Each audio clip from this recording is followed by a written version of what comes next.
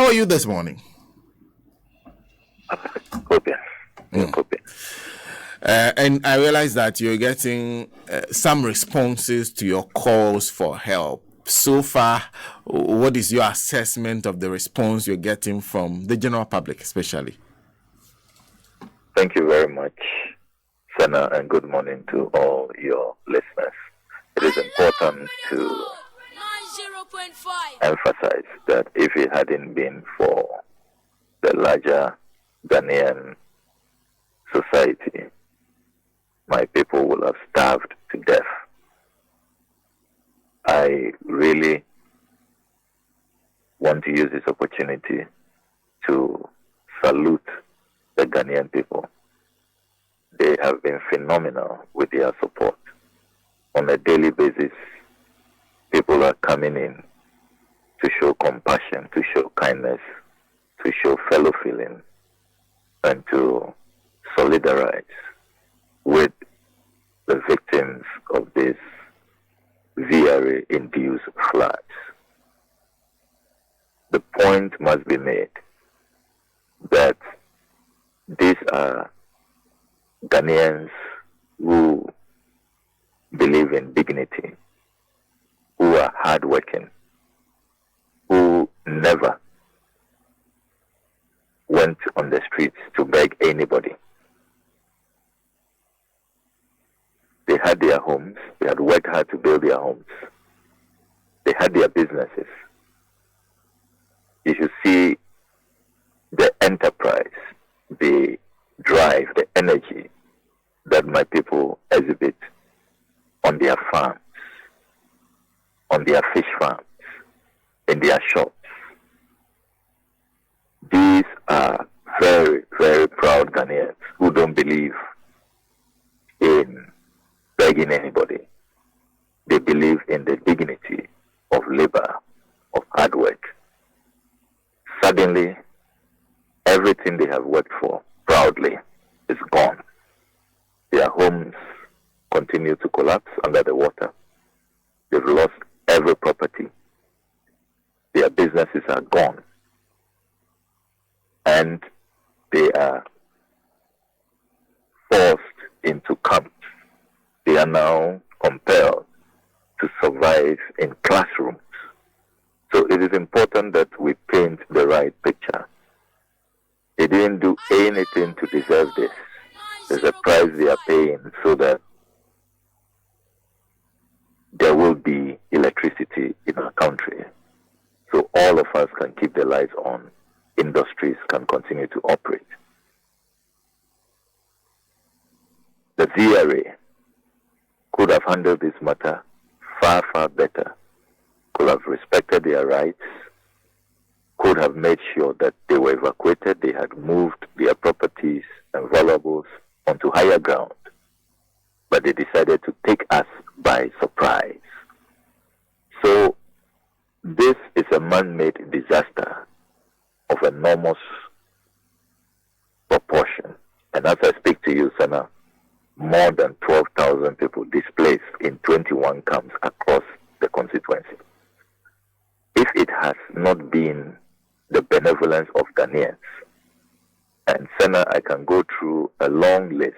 Over this weekend, the University of Health and Allied Sciences in Ho aimed to support her. And you know that normally universities are place for higher learning. They are not really, a profit-making organization. It's not a business. But we were really touched. And no meaner person than the Vice Chancellor herself, the first female Vice Chancellor of the University of Health and Allied Sciences, led the delegation. The Pro-Vice Chancellor was in the team, the Registrar, the UTAC President, the SRC President, the entire university community. We were really touched indeed. And we have also received the McDan Foundation. They also brought an impressive package, polytanks, water tankers to fill the polytanks, a trailer of relief items.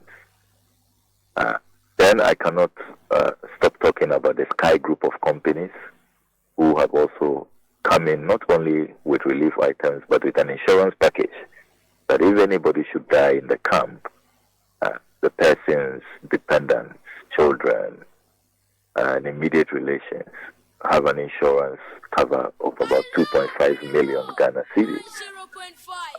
Then in addition to that, construction has started. You remember a few days ago, I cut a sword under the First Sky partnership to construct decent accommodation for some of the displaced people, about 300 of them, because as long as the displaced persons remain in these schools, education continues to be disrupted. These children cannot go to school. These children are missing out on serious academic work, whereas their compatriots, their peers across the country are learning, and they are going to all be sitting for the same BEC and the same WASI. So it's important that we relocate these persons and we start talking about their final compensation. So there's been enormous goodwill. I mean, yesterday, a company called Tanos Kitchen, an elderly woman from Tamale who owns Tanos Kitchen, has come to set up, and she says that she and her staff can feed 3,000 people every day. So 3,000 out of the 12,000 people, and they want to do that for this week. Then you have quite a number of groups, individuals, the NDC, Democratic Transformation Union of the NDC, one of the NDC groups. They also came in with a lot of items. Remember that in the previous week, the former President John Dramani Mahama, the Minority Caucus, and the national executives of the party also sent truckloads of impressive items, about 2,000 bags of rice, 500 cartons of oil, 500 cartons of tin tomatoes, and amongst other much needed relief items, which have gone a long way.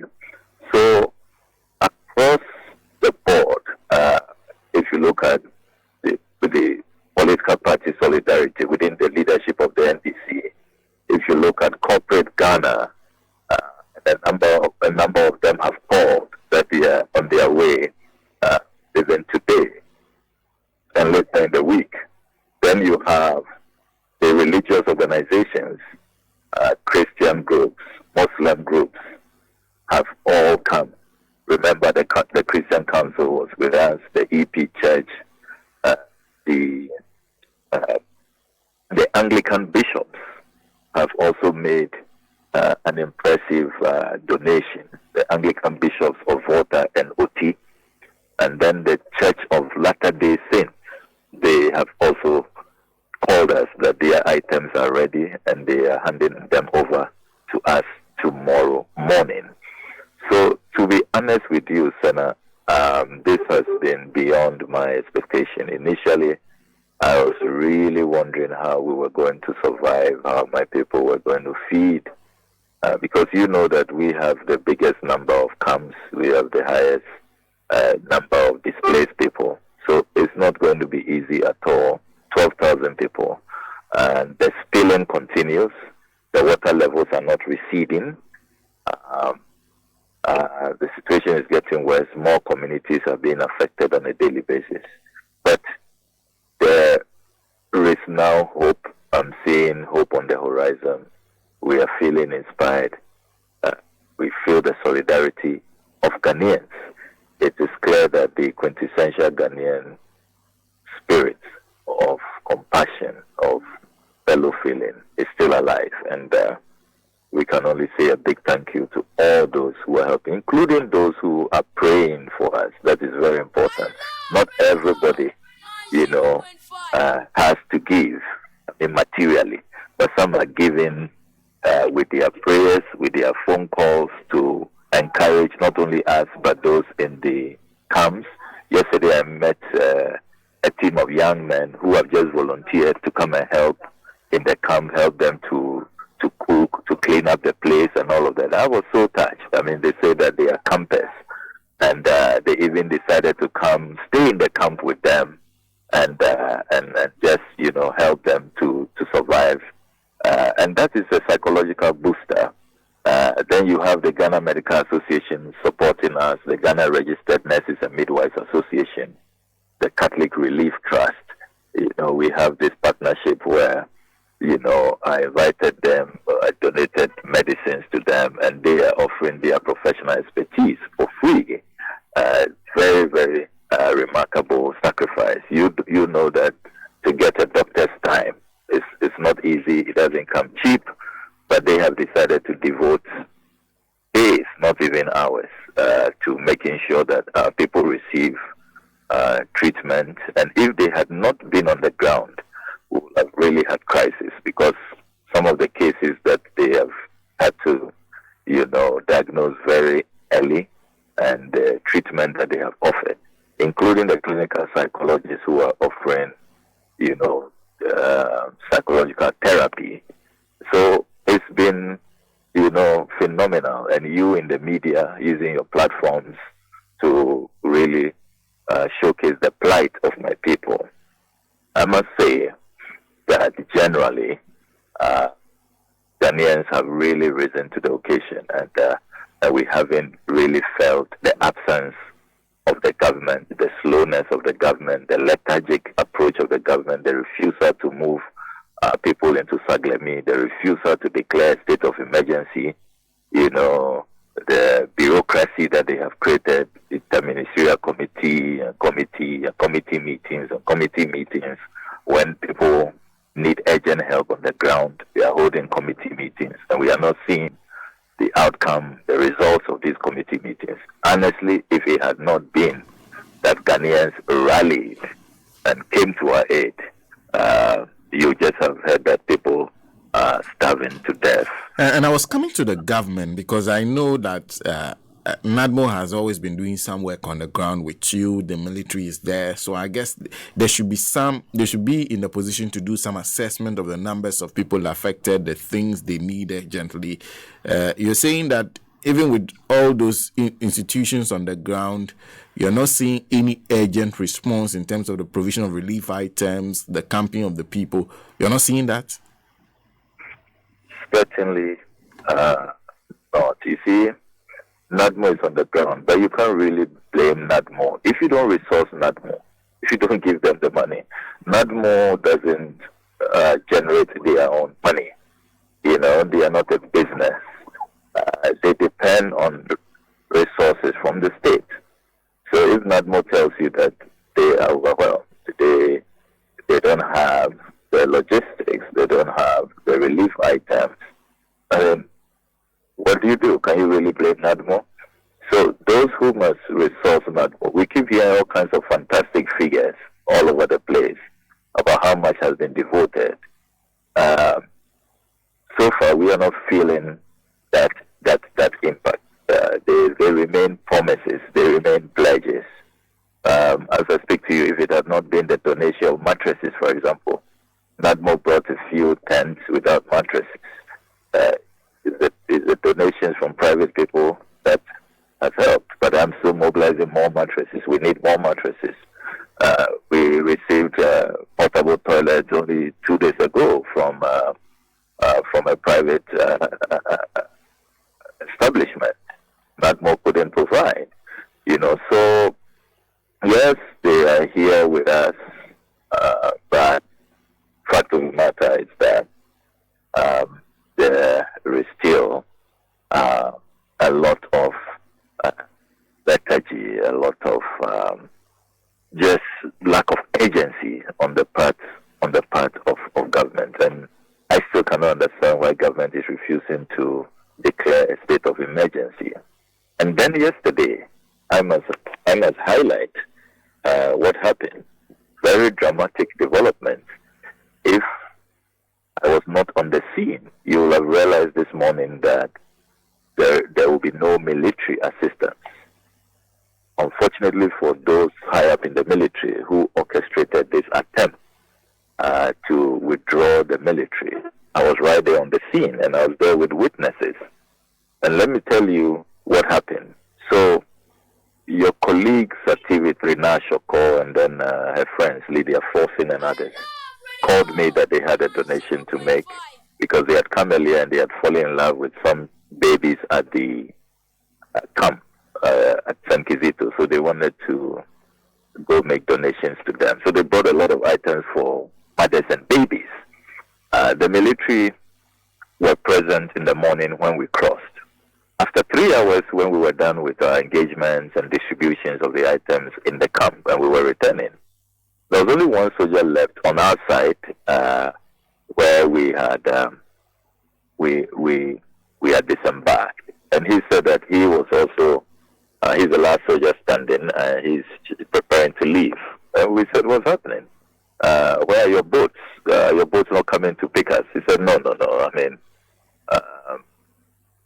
we have been asked to end deployment and to withdraw immediately." I said, "Why? But haven't you given them the situation report? Haven't you told your people that the water levels are still high? And the advantage with your boat is that they are wider, and so we can pack the relief items. And you see, where these waters are, that's where you have the highest number of displaced persons, more than 1,500. So if you take this boat away, you're going to leave us with this narrow, and we know a lot of the boats too were washed away. You just have a few canoes that were, salvaged, that are not really in the best of shape. And you're going to, if you're not careful, create conditions for accidents on these waters, because this is not even like a free-flowing river, a natural, river crossing. This is makeshift, so you have to carefully navigate in between buildings and all of that, because it was bare land where we used to walk, where there were footpaths. But because of the flooding, the VR-induced flooding, we now have water all over the place. So you need some expertise, which the military was providing. So we had to use canoes to cross to the other side. Fortunately, when we arrived, we saw that they had dismantled their machines, the outboard motors, and they were carrying the boats onto the truck. So I decided to film it. And then TV3 decided to do breaking news. That is what is happening. We spoke to the commander, who said, yes, what we heard on the other side with their colleague is true. They are leaving. And I asked why. But, your work clearly cannot be done. There's still a lot of work to be done here. The water levels are still the same. Then he said that it's looking like the military is struggling with finances, the accommodation. The government hasn't released funds and all of that, and they can't continue. This pieces of information I was going to withhold until I saw that statement from the armed forces, which is a blatant falsehood. They claim that they were only withdrawing some people to go and do another operation. Blatant falsehood. All the people were withdrawn. And I'm glad I have the videos. All of them were withdrawn. And the person who issued the statement doesn't know that I spoke to people high up in the military command. And they will compel me to put out information and recordings which will be even more damaging than the videos that I put out earlier. I don't know why we can't have integrity, we can't have truth and sincerity anymore in public office. I still respect the larger Ghana Armed Forces. A lot of people in there are still maintaining the high standards. But it's clear to me that there are few people who want to tarnish the larger image of the Ghana Armed Forces. They should just admit that whoever took that decision was unpatriotic, was totally devious by taking that decision and giving those orders, And I am glad that after TV3 did the breaking news and I went on social media and posted the videos, immediately they ran to me after some 20 minutes and said I should speak to their commander and that their commander wants to talk to me. And they were begging me that I should slow down on social media, that the matters have been resolved, the order has been reversed. So if they want us to have a banter with statements and to reveal how, shambolic this whole military deployment has been, how they are not funding the soldiers, how the soldiers are crammed in hotels and all of that, no problem. We can do a full disclosure. I thought that, we should focus on the relief items. These are people who have done nothing wrong, do not deserve the ordeal they have been put through. All they need is empathy and justice. And then we decide that even the little, respite we are giving them, guidance to cross these artificial, water crossing points, they will now be subjected to these, unfair treatment, as if some Ghanaians are second-class citizens, as if some Ghanaians, are not citizens at all, or are not even human beings, to put it bluntly. So the suggestion that they were moving to battle was never communicated to you? It's a blatant falsehood. Take it from me. Never communicated. It's falsehood. So they couldn't have communicated that to me. It's a lie. They didn't go and do anything in Bato. They didn't do anything. They should tell us which community in Bato and what exactly they went to do. They did nothing. I've been on the ground permanently. I haven't moved an inch.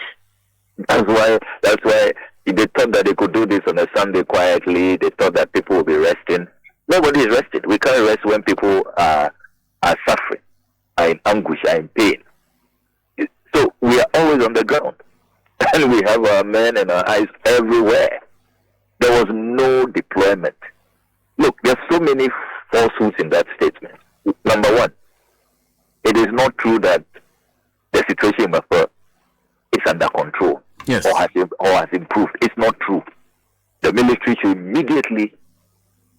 immediately apologize to the people of Mafia and apologize to the people of North Tongu for that blatant fabrication.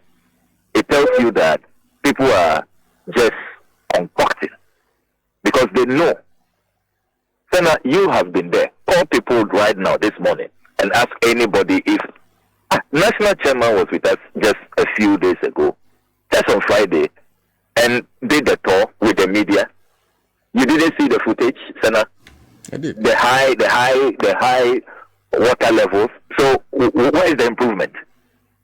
Can people walk from the Mafia market to St. Kizito where the camps are? The answer is no. If you try it, you'll be drowned. Nobody, you can't even swim because the water is so contaminated. Now the water is smelling. Actually, if you want to be truthful, the situation has worsened. That's the truth. Initially, yes, there was high water, but the water was clearer. You could see some of the buildings under the water. Now the water is thick, black, dirty, stinking. So the situation has worsened. Doctors have told us now that even when we are crossing those waters, we should avoid splashes because they say that too many people are presenting with skin infection because they are touching the water. So all of us, when we are crossing now, we are all very careful to avoid splashes. Many people are even calling me to be wearing gloves when I'm crossing using those boats. But I don't want to wear them when my people don't have them. I mean, if we don't have enough gloves, why should you just go and buy one for yourself? If we can't get enough for everybody, then let's all suffer the consequences. So the situation rather is worse, Senna. Number two, the claim in that statement that it was some people who were being deployed is not true. Ready to go. I have the videos. All of them left. All of them. You were taking away all the boats. Every one of them was moving. All the boats, all the two boats, everything. You saw it. You saw the video. I Yes. saw the video yesterday. Yes, I thought there were more boats. No, it's only two boats they have there. Only two. And they took all. They took all and they left. They thought that we were going to be quiet about this. They didn't anticipate that we will break the news. There was breaking news on TV3 yesterday. Now Shoko used her phone. Though she hadn't come to work as a reporter, she came to do a donation. With what we were seeing, all of them, they were so shocked, and they said, look, no, we can't let these few people who are so insensitive and underestimate what is going on here. Let's expose them, and let's demand right answers. Because the people are sovereign. The people pay taxes. It is the people you work for. If the people's conditions have not improved, they are still at risk. I mean, why do we have the Ghanaian forces? Why do we have the prisons, the police, NADMO? Why do we have all these security agents, the ambulance services? Why we keep all of these institutions with people paying their taxes? It's so in times like this, you come through for them. That's your calling. It's an obligation. The people have a right to that. Nobody is being done any favor. So, look, the falsehoods in that statement. Number 3, the third falsehood in that statement was that there was some action somewhere that they had to, Mafa is under control and they had to go to Bato. Everybody in North Tor is laughing, because the situation in Mafa is the worst. Mafa is worst hit. There is nowhere in Bato that Mafa has calmed down, Mafa is better, Mafa has normalized, and Bato has gotten worse. There is nowhere, no village. Because I was wondering if you like Mafa more than you like Bato. Yeah, I mean, so look, come to North Tongu. People are laughing at the statement. That who wrote this statement? That where in Bato has a situation that you need emergency deployment, that people should leave Mafa. Mafa is the epicenter. Mafa is where things are, the water is not receding at all. They can't get an escape route. Where so many houses are drowned. As for Bato, the Dofo areas, Fujoku, Togalabonu, and those places, the waters have wreaked havoc already and have virtually, you see, when you go there, yes, you see cities and towns, villages really not looking the same. A lot of buildings are gone. Yes, but where there is still an epicenter, where if you want to see what is really happening, how the flood really submerged houses, it's only in Mafa. There's nowhere, even in the country, according to NADMO, you hear even the regional minister put out a report saying that there is no place like Mafa. Mafa is the epicenter across the country. So, I mean, where is this statement coming from? Who drafted this statement? Who are they deceiving? Who are they lying to? And you see, I'm so disappointed that because of blatant falsehoods and concoction, people would discredit institutions that have built great reputations for years, just to please a few, political devious elements. It's a big shame, Senator. Let me then conclude because you are also then talking about more places being displaced. I watched a video recently where you were very disappointed in the fact that you are now finding out that the VRA, NADMO, and others knew this way ahead. Are you suggesting, as member of parliament for North Tongu, because they said they did drills, they did simulation exercises, you did not know that this was going to happen ahead? Senator, the Lord is my witness. And I've been saying this for days. Have you heard anybody at the VRA challenge me? I have dared them. If they ever invited me, wrote to me to invite me, they should produce a letter. If they ever called me, if they ever invited me to any program, any event, nothing.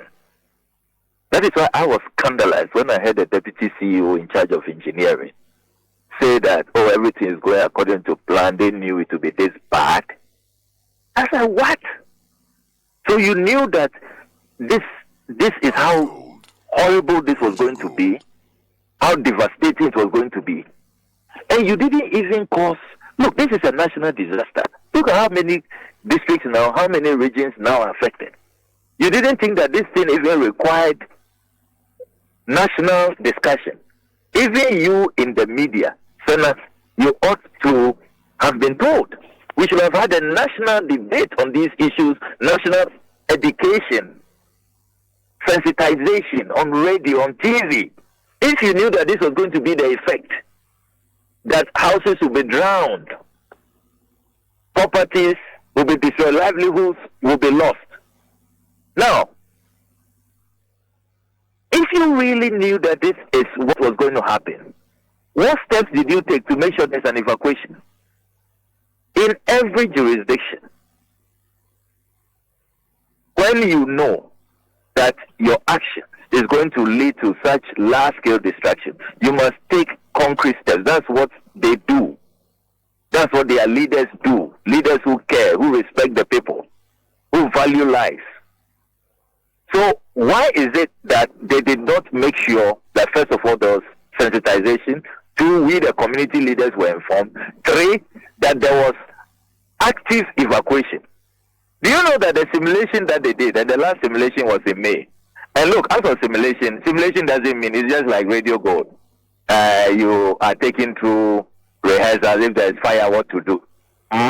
It doesn't mean that they have told you that on this specific day there will be fire. You understand? Simulation is just when let's prepare ourselves. Let's know what to do. Let's all be on the same page so that when there is disaster, this is how we respond. That is what simulation means. Some people are confusing simulation as if, simulation is, then they told all of you. Then they indicated to you that on this day they are going to spill this amount of water and all of that. Please, that's not what simulation means. Now, in that simulation that was done, the last one was done on the 11th of May. Of course, they didn't invite me, but I've received reports from my assembly members. Assembly members have told me that in that simulation, they invited the military, police service, NADMO, they invited prisons and the ambulance service. There were about 5 institutions. And they told them that if any eventuality occurs where they have to evacuate people, all these people will be there with them and help them to be evacuated onto higher ground. The question is, where were all these people? Last Saturday, the deputy CEO was saying it was not their duty, it was not VRA's duty to inform the military and all of them, and that they expected the assemblies to do that. Can you believe that? You are the one going to open your gates and water is going to cause havoc, and you are saying that it's other people at the lower level, DCs or assemblies, they should have known what to do. They should have informed the military. I mean, big joke. So clearly, people have been negligent. And that is why I insist that, look, the price for this, people will pay that price. There will be an independent inquiry into this matter when Parliament resumes. Then there's also going to be the payment of full compensation. VRA must know that they cannot get away with this gross negligence, this recklessness, this ineptitude will not go unpunished. They will pay full compensation. If we don't get it through formal governance structures, we will go to court and we will demand full payment. You can take that from me, Senator. They are not going to get that, because the more you listen to the VRA, the more outrage you get. The more you see that this is an organization whose leaders, those at the top, were just negligent. They were just careless. They were just reckless. And Senator, we would not allow them to get away with it. And I have to let you go. So far, with the First Sky, the reconstruction that you're doing, has work started as yet? Oh yes, work has started. I'm even scheduled to carry out an inspection today. Okay. We are working Monday to Sunday, and every day there's work, and work is proceeding in earnest, very, very quickly. And I'm guessing you're still Oliver Twist asking for more. Definitely. I never thought I'd be Oliver Twist, but I'm now Samuel Oliver Twist. Yes, we really would need more support because let's recognize that the year is still spilling. The rains are still pouring. Even as I speak to you, it's raining over here. And it's raining also in many parts of the northern tributaries where the water then gets into our pass. When it keeps raining here too, what it means is that the already high water levels get even higher. It doesn't recede. We are going to be in this situation for a long time from all the assessments we have made because homes are destroyed. People are living in makeshift structures. There is no plan for their resettlement. So they are going to remain virtually like refugees for a long time.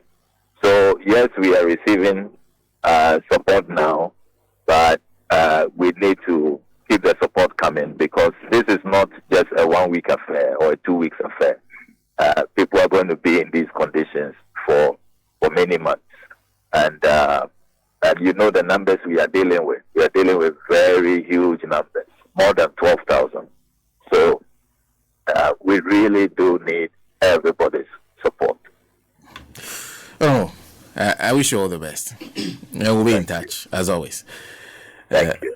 That's Honorable Member of Parliament for North Tongu, Honorable Samuel Okudzeto Ablakwa speaking to us. Lawyer. Yes.